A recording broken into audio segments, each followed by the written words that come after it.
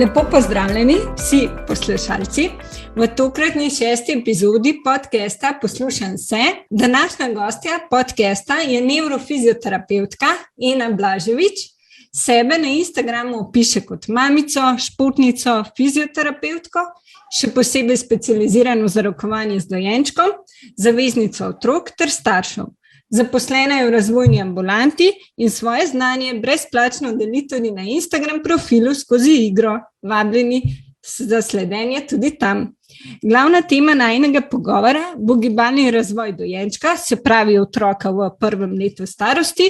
Ena pa bo odgovorila tudi na praktična vprašanja, ki jih najpogosteje zastavljajo starši in v razvojni ambulanti in tudi na Instagramu. Ena, pozdravljena, me veseli, da si se odzvala. Kaj otrok potrebuje za zdrav, čim bolj optimalen gibalni razvoj?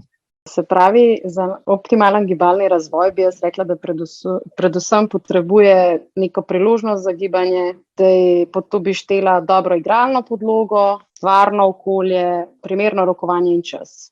Pa da začneva, super, to so res tiste osnove. Na kratko.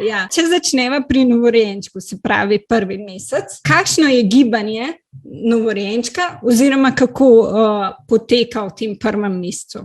Gibanje. Pri novorojenčku lahko opazujemo veliko enega gibanja, ki je lahko zelo živahno.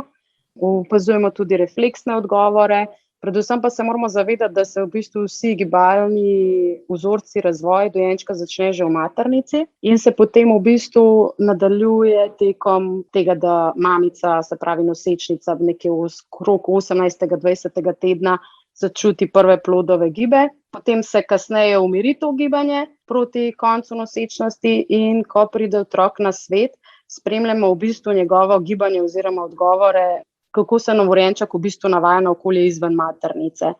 Zdaj, večina teh refleksov, kjer govorim, ki jih tudi opazujemo, pa recimo so starši včasih presenečeni, da sploh obstajajo, kažejo na dobro zasnovo živčnega sistema, pa tudi v bistvu prvi refleksi, kakor sta, refleks plazanja ali avtomatizem prvinskega stopanja, v bistvu nakazujejo že na dobro zasnovo tudi za hojo.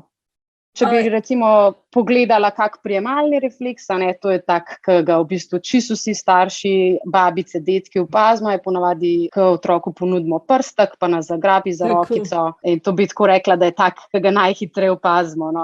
Tak povezovalni.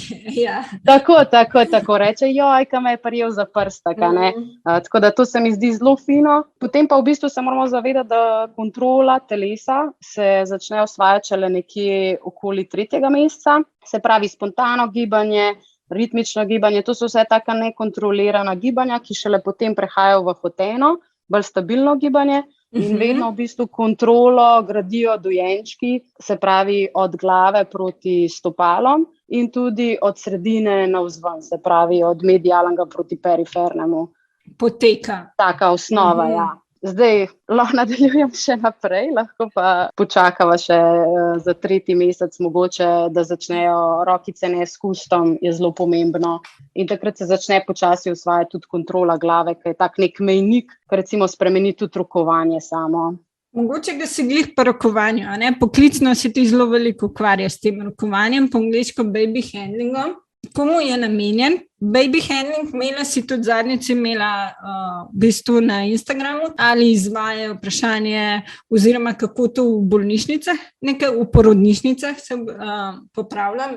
Se pravi, komu bi ti še posebej priporočila baby handling, pa če bi opisala na kratko, kaj je cilj baby handlinga, pa kako izgleda? Se pravi, baby handling oziroma rokovanje z otrokom so gibi, pri katerih v bistvu vodimo otroka k usvajanju normalnih, pravilnih gibalnih vzorcev. Zdaj priporočala bi ga seveda vsem, ni pa sam nujen za prav vse in tudi s tem se navezovali tisto moje vprašanje na Instagramu, v bistvu, ker nekatere mamice bi to pričakovale, da se jih nauči že v porodnišnici. Zdaj nekateri to učimo že na šoli za starše v sklopu razvojne ambulante.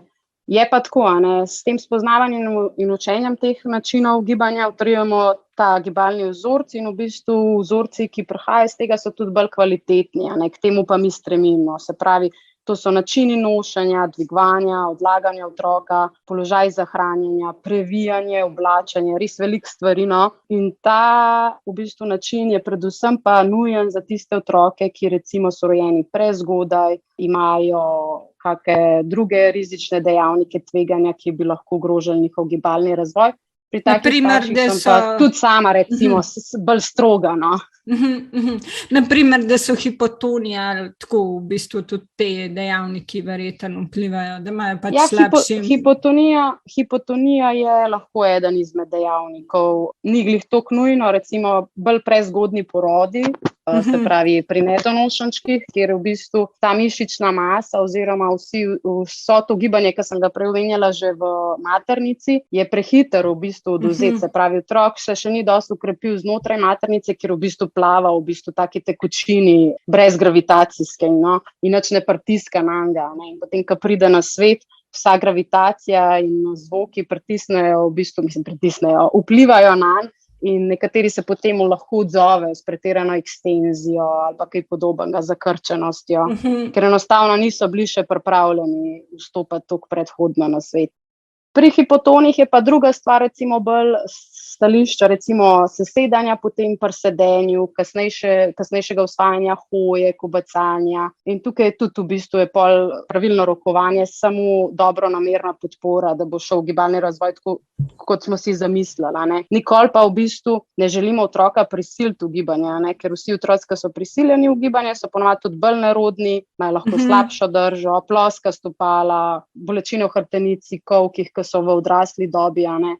To se recimo vidi, lahko pa, če je recimo hipotonga otroka, se prehitro potisne v neko hojo. Ne. A bo še mogoče razložila, mogoče na kratko, kaj je tu hipotonost fizioterapevtsko, mogoče za tiste, ki ne vejo, ker sem tudi jaz pač ta termin uporabila. Ja, se pravi, to je zmanjšan mišični tonus, centralno gledano. Se pravi, lahko se vidi kot pri čist mečkanem dojenčku, se pravi 3 mesecev, recimo se vidi z poznejšim dvigom glave na boku, slabšo kontrolo glave, trupa, z oteženim, včasih tudi neprijetnim položajem na trebuščku, ker je v bistvu dvig glave veliko težji za nekoga, ki v bistvu ne zna uporabiti vseh mišic oziroma mišičnih skupin za določene premike. Pa tudi recimo potem se lahko vidi pri govoru, pri hranjenju. Čisto odvisno, res hipotonija je v bistvu stvar tega, da je znižan mišični tonus lahko celostno, lahko samo delno, lahko so samo stopala bolj hipotona, večina je pa teh centralnih hipotonij, se pravi, da enostavno je upor teh mišičnih skupin pri otroku toliko zmanjšan napram otroku, ki ima normalni mišični tonus. Super, hvala, odlična razlaga. Ja. Hitro zakompliciram, ampak... Ne, si tako razumljivo. Bite še mogoče tukaj, ki si rekla otroci, ki so prisiljeni v gibanje, to tudi misliš verjetno kakšne hojce in kaj podobnega, ki je zdaj tudi v nekaterih državah prepovedana, ne? Hojce še vedno obstajajo, še vedno se najdejo starši, ki me vprašajo, kdaj bi lahko otroka dal v hojco. Žal ni še, ne vem, če je glih še prepovedana, no, to še nisem zasledila, ampak ne bi bilo slabo, no. Pa sem pa jaz mogoče, da je v nekaterih, ampak mogoče ni pa preverjena informacija, mogoče sem, da je obojo, ali pa da so mislili, super bi bilo, no. Okay. Se pravi, to si mislila, ne, da so prisiljeni v gibanje, se pravi, da ga polagamo v ene položaje, ki otrok samostojno še ne more, če tako poveva, a je nekako tako. Se pravi tudi, da ga posedamo in tako takrat, ko še se sam ne more usesti, načeloma, ne? Tako je, načeloma. Mislim, obstajajo predhodni položaji sedenja, ki se jih lahko uporablja. To tudi ne pomeni, da ne smemo otroka, ki recimo kontrolira glavo, držati bolj po koncu naročju, ne pri sebi. Se ga pa ne sme postaviti recimo sred kavča, pa založiti z blazinami, pa čakati, da bo sedel, ne? To pa ne. Ja. Tako kot sem rekla, res otrok rab priložnost za gibanje. Na kakšen način mu jo bomo pa nudili, pa potem odvisno od nas samih ali pa od tega, kakšno je naše znanje o tem. Mogoče tukaj še to, ko smo že bile pri hojcah, pa to še en mogoče pripomoček, ki pa je nujen, ki tudi že ob odhodu iz porodnišnice nujen, in to je pa pač lupinca. Kaj ti svetuješ v bistvu pri uporabi lupince? Vem, da smo bile v navezi oziroma te spremljam, da si podala par uporabnih nasvetov. Mogoče še kaj več o tem. Lupinca je v bistvu sedež skupine nič, obvezna oprema za vsako družino. Kar pa je problem, da jo kupimo pred prihodom novorojenčka, dojenčka in ne vemo, ali nam bo ustrezal. Današnja podjetja, v bistvu sploh ta najbolj znana, so se že obrnila v svoj proizvodnik k temu, da delajo vstavke za novorojenčka, ki pa tudi včasih ne ustrezajo. Se pravi, imamo dodatek za podporo glave, imamo v bistvu vstavek, da zmanjšamo velikost lupince in da se otrok v bistvu boljše počuti v njej sami, da ne leze gor dol. Ampak če nič od tega nimamo, je pa fino vzeti nekih 5-6 tetraplenic v porodnišnico že s sabo, zato da v primeru, če vidimo, da otroka nikakor ne moramo pravilno namestiti, si pomagamo s takimi zvitki teh tetraplenic in potem v bistvu s tem pripomoremo k temu, da bo otrok lepše ležal, sedel v lupinci. Zdaj, kako je z lupinco in uporabo tega, je pa tako, da v bistvu vsi jo velikokrat uporabljamo tudi izven samo vožnje in nič ni s tem narobe, če se omejimo, ne. Pa obvezno mora biti otrok dosti slečen, da ga ne dajemo glih v kaki bundi ali pa v kombinezonu, v avto, v lupinico, ne. Pač na prvem mestu je varnost, to, da se otrok ne pregreva, potem pa, če nam glih zaspi, kdaj pa kdaj med vožnjo, ga ne rabimo takoj prvih 5 minut že buditi. Ni pa fajn, da ga navadimo na to, da spi samo v lupinici. Tako, ni primarno tako. Ja. Se v bistvu pač res ni gibanje optimalno, a ne? Je pač za prevoz, ja, a ne? Ali pa tako, kaj si rekla, za tako, če zaspijo, ali pa tako za kratek čas, ni pa primarno za... Ja, fino je recimo, če zaspijo, to sem še pozabila, če zaspijo, včasih lahko tudi podložite lupinco, se pravi, starši lahko podložijo lupinco pod unim delom, ki pride pod noge, zaradi tega, da ga mogoče saj nagnemo na malo bolj vodoraven položaj. Po konci. Ja, super. Hvala, to je res, so take uporabne informacije, ki se mi zdi, da res nam staršem prav pridejo, koristijo zelo, da vemo te usmeritve. Je pa zelo fino, da je tako, kot sem brala tudi na splošno, in držati tega, da je dojenček v prvem letu tudi dovolj, poleg našega naročja, kar je tudi za njega zelo pomembno, da je tudi na tleh. Ti tudi veliko pišeš in govoriš o tem trebušnem položaju, pa bi mogoče najprej za igralno podlogo, ker vem, da niso čisto vse tudi primerne, no? Mogoče kakšno ti priporočaš, kakšna naj bi bila optimalna in potem tudi s trebušnim položajem, tako da malo na kratko poveš, kako. Ja, se pravi, igralna podloga je fino, da je ne drseča, da jo je lahko čistiti in da je dovolj debela. Se pravi, otrok na začetku, ko v bistvu ga izvarnega naročja položimo na podlago, lahko odreagira tudi z iztegovanjem, z neprijetnimi občutki. Zato je fino, da tudi če se recimo udari z glavo, ko se recimo poskuša prvič obrniti na trebušček iz boka, da je ta prehod malo bolj prijeten. Zdaj, da damo samo recimo neko dekco ali pa neki na podlago, na parket, žal ne bo dosti, ker bo in drselo, ne bo pravega odriva. Pa pomembno je, da tudi otroka na to podlogo potem v bistvu postavljamo čim bolj slečene. Zato, da imajo pravi odriv od podlage, in da v bistvu ne drsijo pri samo gibanju. Se pravi, zelo pomembno je verjetno tudi v zimskem času, da je saj brez nogavic, da to segrejemo prostor. Ja, se pravi, segrejemo prostor. Najboljše je, da v bistvu so kolena in stopala prosta, pa tudi komolci in dlani. Zdaj, če je premrzlo, popolnoma razumem, lahko enkrat damo neki dol, drugič neki. Ali pa res takrat, ko recimo kuhamo, ko je prostor najbolj segret, mogoče takrat gremo polagati ga na podlago. Pa tudi zelo pomemben je, to se bo pa navezval tudi na trebušni položaj, da mogoče v prvih teh 3 mesecih otroka glih ne dajemo na trebuh, pa na hrbet, na podlogo, takrat, ko se je najedel. Ja, razumljivo, tudi mi ne moramo. Vsi radi počivamo, potem, ko se ja, čist logično, ja. Mogoče še glede trebušnega položaja, to začnemo že v bistvu Hmal pa sicer zelo postopoma, ne? Kako ti priporočaš v bistvu to, kar si že rekla, da ne po hranjenju, se pravi, kdaj pa kako? Jaz velikokrat priporočam, da otročka v bistvu obračamo na trebuh takoj po previjanju. Se pravi, ko je otrok nagec, ga kar v bistvu na previjalni podlogi, sploh če je dovolj trda, probamo obrniti na trebuh za minutko, opazujemo, kako se otrok počuti, lahko mu tudi popravimo komolce oziroma rokice bolj naprej, če je potrebno.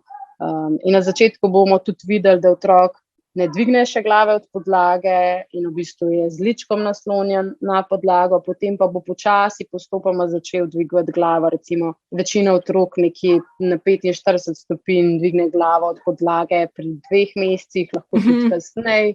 Res, to je toliko individualno, široko, individualno določen, ampak skratka priporočala bi, da začnejo res kratek čas, da vidijo takrat, ko je otroku najbolj prijetno, in če potem tudi to ne gre, poskušajo izvajati trebušni položaj, ko so oblečeni kar v naročju ali pa čez kak zvitek, brisače ali pa tetraplenic, tako da v bistvu ta zgornji del malo podprt. To govorim, če res pri 2-3 mesecih otrok nikakor ne prenese trebušnega položaja, da probamo potem z drugimi. Tudi nekateri, recimo v naročju, podirajo tudi kupček v trebušnem položaju. Tudi s tem ni nič narobe, lahko je to eden od načinov navajanja. Gre se bolj za to, da v bistvu otrok občuti različne položaje, do katerih še ne more priti sam, samo kot zaradi senzorne izkušnje tudi, ker če bom jaz recimo v razvojni ambulanti ali pa privatu ambulanti prvič otroka dala na trebuh pri 3 mesecih, pa ga starši prej nikoli niso, je to velikrat za šok in jok. Ja, res je. Kaj si tudi pri trebušnem, mislim, oziroma pri kontroli glave, pri trebušnem položaju to omenila, zelo taka tema, ki dosti staršev mogoče kdaj tudi razdeli, je ta uporaba nosilke. Se mi zdi, da eni starši so zelo za, pa eni strokovnjaki tudi, eni so malo proti. Kako je pa tvoje mnenje glede uporabe nosilke? Uporaba nosilke bolj kot ne odsvetujem predvsem v prvih mesecih. Ta baby nesting, ki imamo otroka blizu sebe, skin to skin, ta dotik. Jaz priporočam raje izvajati v bistvu čisto na postelji v vodoravnem položaju, da je otroku res prijetno. Ker enostavno ni še toliko kontrole glave. Zdaj pri enih otrocih se ne bo videl sploh efekta tega, da je recimo bil prehitro dan v nosilko, ampak pri nekaterih pa lahko pride do zakrčenosti v ramenskem obroču vratu, ker morajo nekako v bistvu, kljub temu, da so popolnoma v pravilnem položaju, lahko stisnjeni k mamici, še vedno morajo nekako držati ta pokončni položaj, ki ga še niso izkusili. Čisto za to se gre. Drugače pa nosilka, tako kot tudi kakšni drugi pripomočki, priporočam bolj zmerno uporabo. Zdaj, jaz sem jo sigurno uporabljala, ne bom rekla, da jih nisem. Kdaj pa kdaj ti enostavno pride prav. Sem pa opazila recimo pri kakih hudih pohodnikih, ki so res imeli otroka v nosilki 2-3 ure, da enostavno to ni bilo najbolj za otroka. Ko pa enkrat otrok pobaca, načeloma ima že toliko vzravnave, da je lahko praktično v kjeremkoli pripomočku, ali v nahrbtniku, ali v nosilki. Poskrbimo vedno za optimalen položaj, ampak takrat pa je tudi lahko daljši čas, ker so tudi kolki že toliko razviti, ima stabilen trup in glavo. Prej pa čisto odvisno, malo je treba opazovati otroka. Zdaj, če imate še enega otroka, pa psa, pa ne vem kaj, pa stopnice, moraš dati otroka v nosilko, ni druge. Da kdaj je pač treba tudi več drugih okoliščin upoštevati, ampak tako, kot si rekla, verjetno narediti ena zmernost. Ja, včasih tudi komu zaspi otrok v nosilki, nič narobe, sam njega pa imeti 2 uri pri sebi. Ja. Prešvicam pride ven v nepravilnem položaju, ko zaspi toliko, da smo srečni, ga počasi odložimo v posteljico ali pa kaj podobnega. Tako da ja, pač sej, ko si enkrat starš, pač loviš ovinke pri kakih stvarih. Ja, res je. Mi je všeč ta način tvoj, da vključiš to komponento življenjskosti, prakse, ki jo vidiš, in kje vidiš pa v bistvu posledice, kje pa vidiš, da lahko niti niso. Ja, tako je. Super. Še mogoče tukaj, da bi ker smo že v trebušnem položaju, pa plazenje, kobacanje sta zelo pomembni veščini oziroma gibalni. Kaj je zelo pomembno pri tem premikanju, če lahko na kratko kaj poveš? Se pravi nekje med 8 in 10 mesecem, lahko tudi prej, lahko tudi kasneje, to je neko povprečje, lahko začnemo opazovati, da se otrok, če ima možnost, začne odrivati od podlage na trebuhu v prostor gora, ne. Zdaj lahko to začne delati tako, da se poteza z rokami, lahko to zgleda, da vojaško plazi, lahko se tudi dvigne zelo hitro v 4-nožni položaj, gre mogoče tudi iz njega naprej v kobacanje. Odvisno od genetske neke zasnove, tudi tle zelo pomembno, koliko je imel možnosti za gibanje, koliko hitro se je obrnil. Načeloma bolj živahni dojenčki, močnejši dojenčki bojo šli prej v kobacanje, tisti, ki mogoče nimajo toliko močnega ramenskega obroča ali pa trupa, bojo šli mogoče najprej po trebuščku. Pomemben pa je neka skupni cilj je pa v bistvu simetrija, da približno pri otroku, ne glede na to, katero pot zbere, opazujemo, da sta približno enako vključeni leva in desna stran. Zdaj pri plazanju velikokrat pride do tega, da je plazanje asimetrično in to ni razlog za preplah. To veliko otrok dela, zaradi tega, ker lahko tudi ena hemisfera možganov, se pravi ena polovica možganov malo prehiteva kakor druga, ni še tega čistega preklapljanja. Nista še usklajeni. Ponavadi šele pri 9 mesecih tudi vidimo, da otrok lepo preprijema iz leve v desno roko. Načeloma ne bi pri 7-8, ampak pri večini otrok vidimo te izkušnje, da je sposoben križnih gibanj nekje pri 9 in recimo, če začne prej plazati, se zaradi tega lahko zgodi, da je asimetrično. Če pa potem res še zelo, zelo dolgo vztraja, pa se potem včasih ta asimetrija tudi prenaša pri prvih vstajanjih, pri stoji, lahko to opažamo. Je pa tako, ponavadi, če to res dolgo traja, že pediater sam opaz to, starši opazijo in v bistvu je itak otrok že voden v tej smeri, ki je drgeno. Če mi opazimo, kaj tazga lahko tudi mi povemo pediatru, pa ne samo pol naprej. Jaz na splošno priporočam staršem, da če jim karkoli ni všeč, sploh kar se gibanja tiče, je fino, da se to posname, ker ni nujno, da bo otrok to pokazal na pregledu.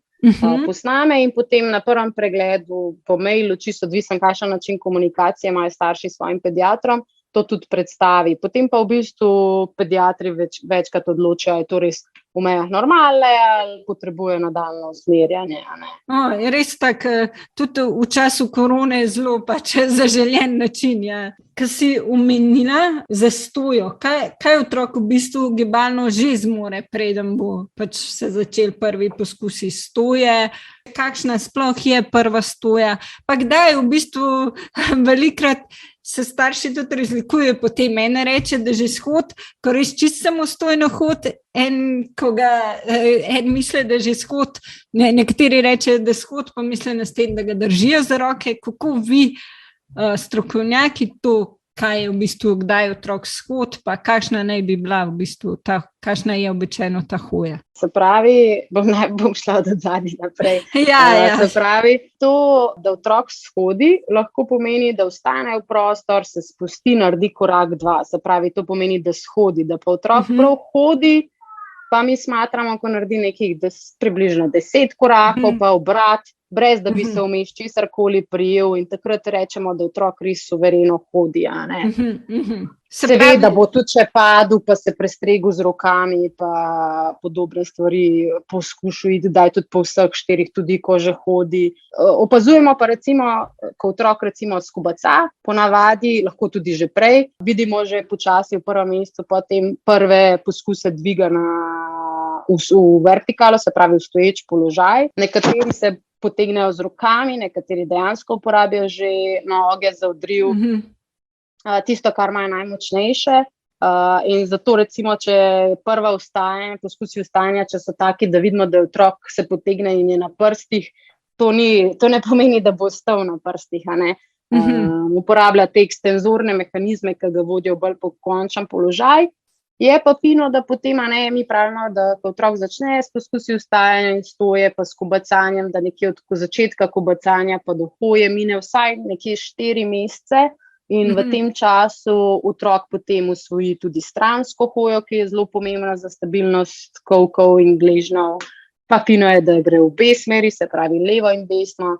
Potem že vidimo, da se otrok poskuša preprijeti, se pravi, da gre recimo od kavča k kavni mizici in podobno. Zdaj, tudi prva vstajanja so ponavadi tako narejena, da se otrok nečesa zagrabi, se pravi, izkoristi tiste svoje prijemalne veščine, ki so se počasi izvenevale kot refleksi. In se povleče, potem pa, ko vidimo, da otrok reže prosto vstane ob steni ali pa celo v prostor, pa vemo, da je otrok že zelo stabilen in že zelo blizu hoje. Ker si imela tisto po prstih, kdaj pa moramo biti pozorni, če pediater reče, da svetujejo ne hoja po prstih, kdaj je to treba biti pozoren oziroma a je to skrb vzbujajoče ali ne? Zdaj, če je otrok res stalno na prstih, pol je skrb vzbujajoče. Ja, drugačne. Ja, ni nujno. Velikrat se to zgodi pri fantkih, recimo, ker se jim zelo mudi v gibanje ali pa katerimkoli bolj živahnim otrokom že z genetsko nagnjenostjo k temu, da začnejo hoditi po prstih. Zdaj, recimo, če jih že od začetka take otroke, če so res pretirano na prstih, spuščamo dol proti podlagi, mogoče nižje dajemo igračke, postavljamo na najvišjo možno polico, da se stegujejo gor, pa da jih potem res pustimo, da samostojno shodijo, načeloma ne bojo ostali na prstih, a ne. Če pa recimo tazga otroka, ki že tako vstaja na prste, se stransko premika po prstih, še potem vodimo za roke v hojo, obstaja pa velika verjetnost, da bo tudi pol nekaj časa hodil po prstih. Pri nekaterih tudi potem je treba to nekako konzervativno zdraviti. Ampak načeloma, če pa otroka vsake toliko zalotimo, da je na prstih in je recimo na prstih 5-10 sekund, pa se potem spusti, ker mora pač se priprijeti ali pa stopati naprej, je to vse normalno.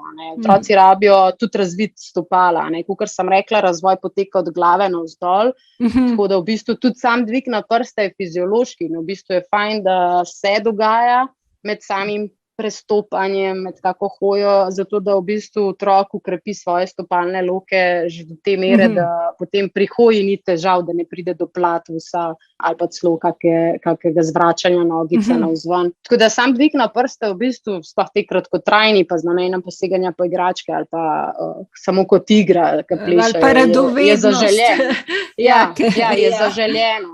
Otrok je čist dol na tleh, pa ima zvrnjena še kolena mečka navznoter, pa še stopala navznoter. Včasih pa takih zelo svetujemo, da se jih čim več spodbuja na prste, da se ta del ukrepi. Super. Ja, zdaj bi pa mogoče, se mi zdi, da si tako lepo vse povzela. Mogoče še kakšna vprašanja glede gibalnega razvoja ti najbolj pogosto dobivaš od staršev in pri svojem delu v razvojni ambulanti in pri vodenju socialnih omrežij. Katera so tista vprašanja? Zdaj, po moje bi rekla zakrčenost v ramenih pri dojenčku, pa recimo, kdaj grejo v športni del vozička, tudi obiskovanje kakih vadb za dojenčke, nosilke, uporaba nosilke, to je zelo pogosto vprašanje. Ja, to se... Ja, vsi si hočemo olajšati stvari. Tako, ja. Je tako, da želim. Ja, življenjska tema, ja. Tako, rekla bi, da z ničemer ne smemo hiteti preveč, ne smemo pa tudi biti prestrašeni.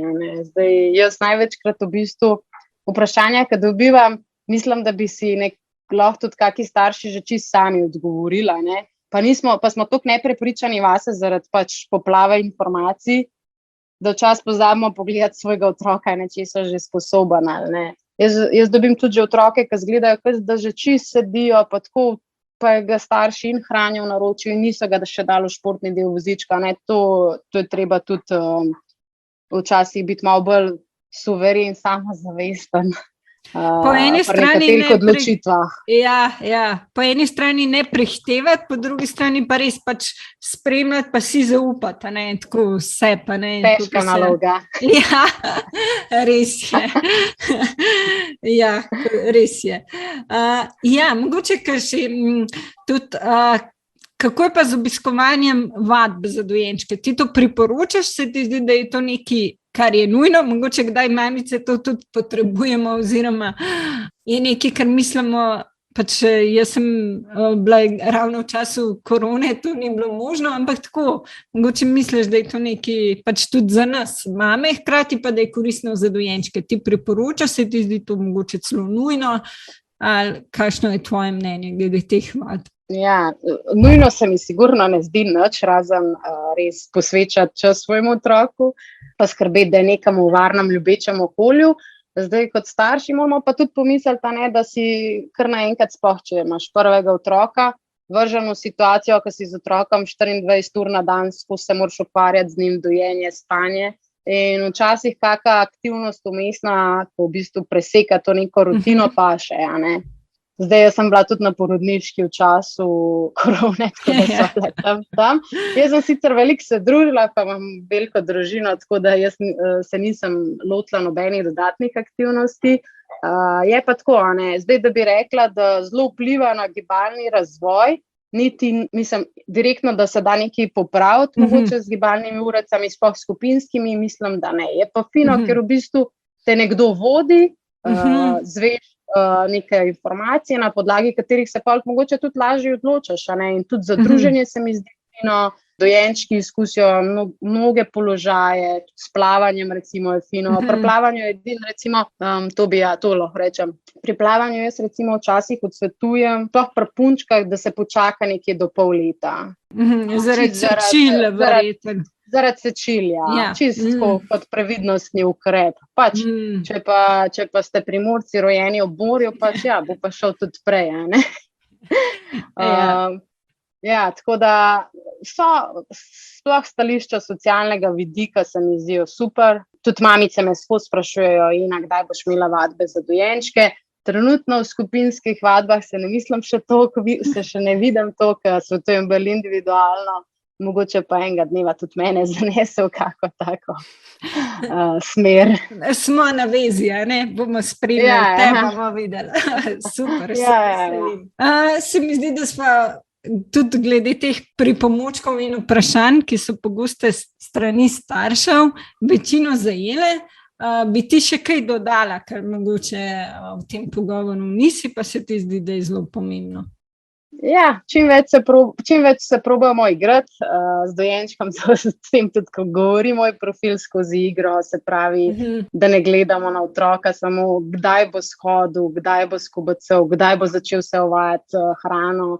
Ponudimo mu čas, da bo v bistvu vse, kar dela, kvalitetno osvojeno, ne pa toliko časovno omejeno, Se pravi, ima več sproščenosti pri spremljanju gibalnega in tudi drugega razvoja, mislim, celostnega razvoja naših otrok. To bi predvsem svetovala vsem. Če ne pa smo na voljo tudi kakšni drugi strokovnjaki, da vam pomagamo. Ampak Se pravi, bolj je pomembna kvaliteta teh gibalnih vzorcev, kolikor točno kdaj so usvojeni, če te prav razumem. Tako je. Kvaliteta pred kvantiteto, oziroma v tem času časovni mejniki manj pomembni kot kvalitetni vzorci. Pa eno tako ljubezen do gibanja, tako ali pa sploh čez igro, na splošno. Želja potem, da bi se tudi pol naprej gibali, ne samo do hoja, ampak še naprej pol tudi, ko bojo malčki, ko bojo odrasli. To se mi zdi tako zelo fajn pa pomembno. Da jim to v bistvu privzgojimo oziroma damo to ljubezen. Odlično. Mislim, da večino sva, same pač zelo koristne in zanimive informacije si podala. Jaz sem res hvaležna, da si se odzvala po vabilu. Jaz sem tudi vesela. Hvala vsem poslušalcem, pa tudi tepa. Jaz obožujem podcaste, tako da sem kar bila malo živčna pred tem pogovorom. Kako bo to zdaj izgledalo?